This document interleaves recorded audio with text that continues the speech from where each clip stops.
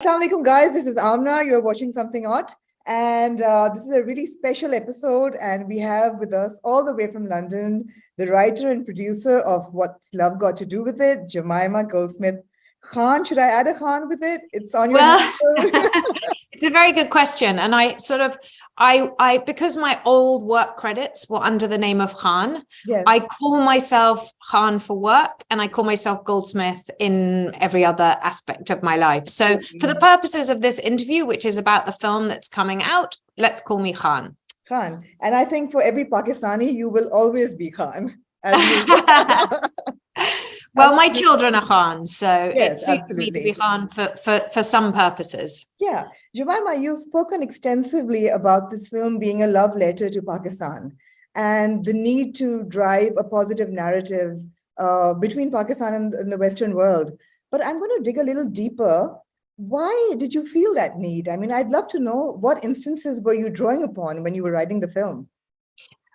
Do you mean instances where I have felt that Pakistan has been negatively portrayed? No, instances that you experienced when you lived in Pakistan, that you carried 20 years with you. Well, so what I was actually responding to was, friends of mine in Pakistan lamenting the fact that in very successful, well-known films like Zero Dark 30 or TV shows like Homeland, the Pakistanis are always the baddies, the shady ISI operatives, the terror, there's just, and Pakistan generally is seen as a very black and white, scary place, mostly in the West. And my experience of Pakistan, obviously politics aside, was of a very warm, hospitable, loving population who embraced me and it was very vibrant and colorful. And so I wanted to show the music and the color and the old buildings and the architecture and recreate things like Yusuf Salahuddin's Haveli on screen for a rom-com in the streets of London. So it was really that motivation, because I feel as though we've all seen the bad stuff. We've all seen the darker narrative, particularly in news stories and on our screens. And I wanted just to show a different side. So how have your friends responded to it? I mean, they must have seen it by now. Pakistani friends? Yeah, no, your British friends. Oh, British friends. Well, I've got really nice friends, so they're all going to be nice about it. Everyone's been really friendly and nice, and supportive and enthusiastic. But the main thing that has touched my heart so much is to what extent British Pakistanis have shown up for our film. So far, we did an exit poll. I don't know if I'm even allowed to say this, but we did an exit poll outside cinemas, and 60% of our audience has identified as South Asian in the UK, cinemas in the UK, across everywhere, Birmingham, Manchester, the diverse areas, but also Chelsea. I mean, they looked at all the cinemas.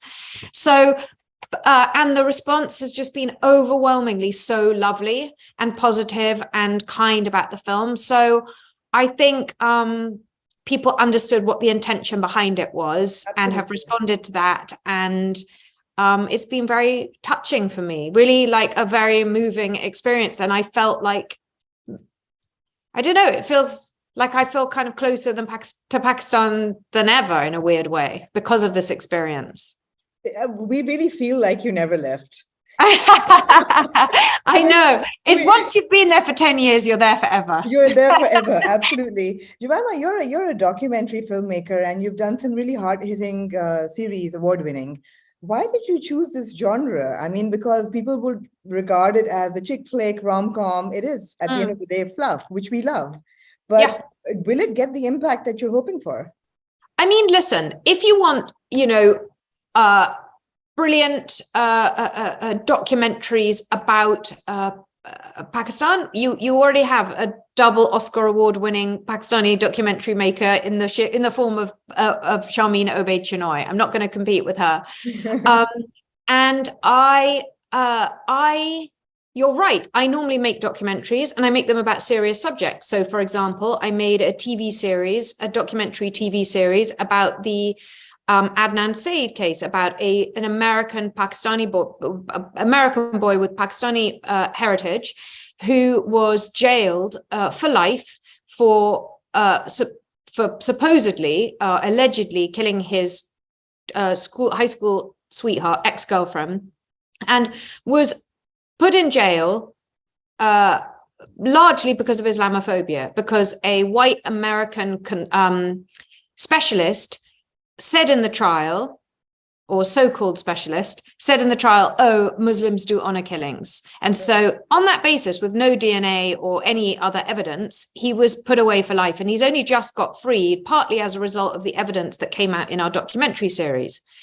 And so I understand the importance of documentaries, and that's why I make them. Yeah. But I also think that making a film like this one, where you want to provide a different view of a country, sometimes you need to do it with a lighter touch. So I felt that you could get things across with humor, possibly more effectively than banging people over the heads with it. And Freud said, a joke is just the truth with a smile. And I felt I wanted to do this story with a smile. Yeah, we're very happy with that choice, actually.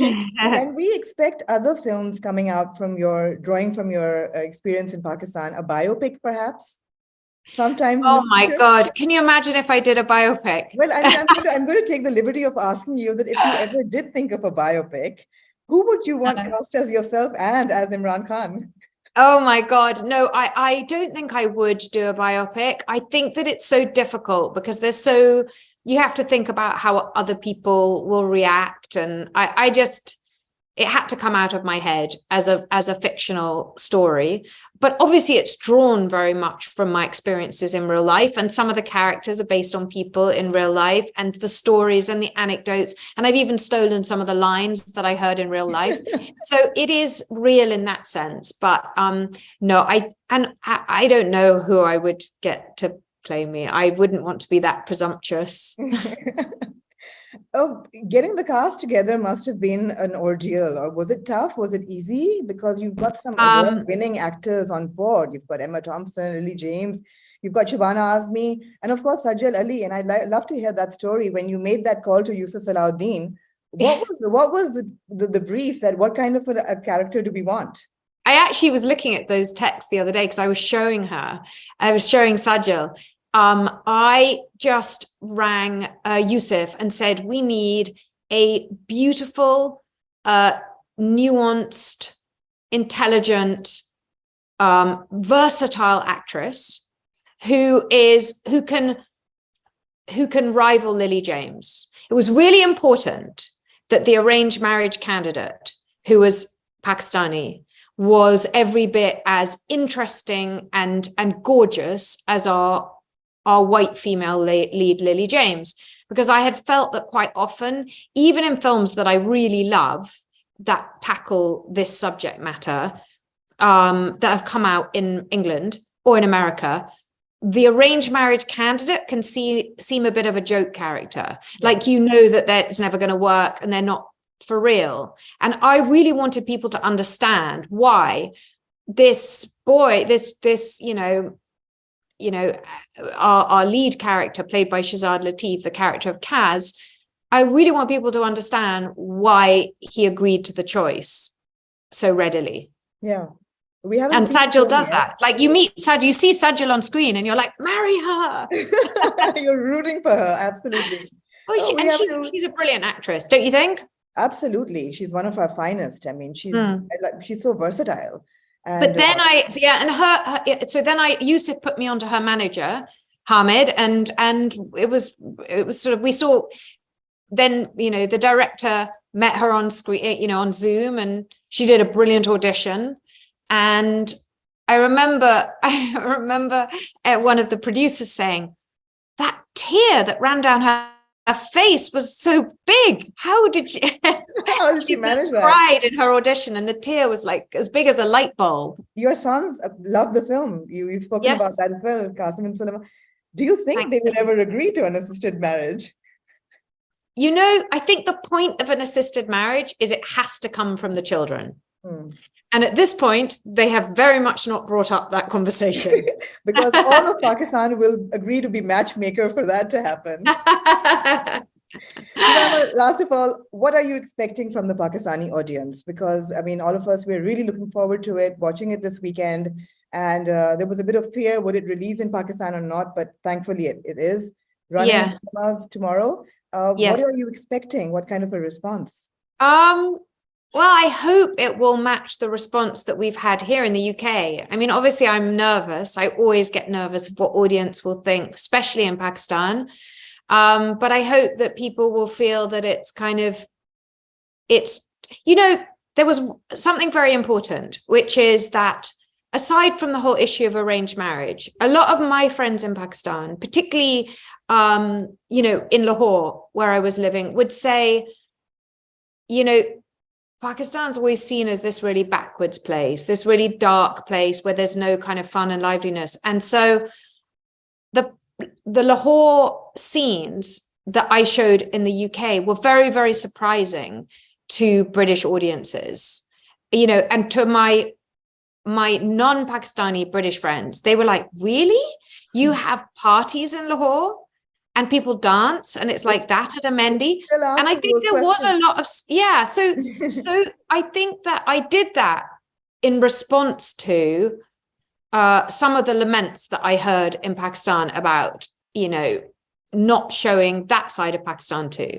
But I hope that people will, I hope they'll enjoy it. Most of all, it's just entertainment. I want people to laugh and to cry and to enjoy it and tell their friends to go and see it. I'm sure they will. I'm sure we'll all love it. And my last question, because I know we're running out of time, would you say that you've written this film as a Britisher or as a Pakistani? I think that's a brilliant question. You have to tell me the answer once you've watched the film. I will get in touch with you then. But what do you think? Well, I honestly feel as though Pakistan became part of my identity, because I feel that 20 to 30 is an extremely formative time. So in all seriousness, I felt that it had a very profound effect on me. And I am different from other women of my background and age that have not had that experience. I do see things somewhat differently as a result, and certainly from my family, and so I'm always going to be influenced by that, is my most kind of honest but slightly boring answer. No, not at all. But thank you again for making the film, and I'm sure it's going to be fabulous. It looks fabulous from whatever we've seen online so far. Thank you. And let me know. Just message me on social media. I absolutely will. I will DM you. Thank you so much. All right. Thank you. Lovely to meet you, Amna. Bye. Bye.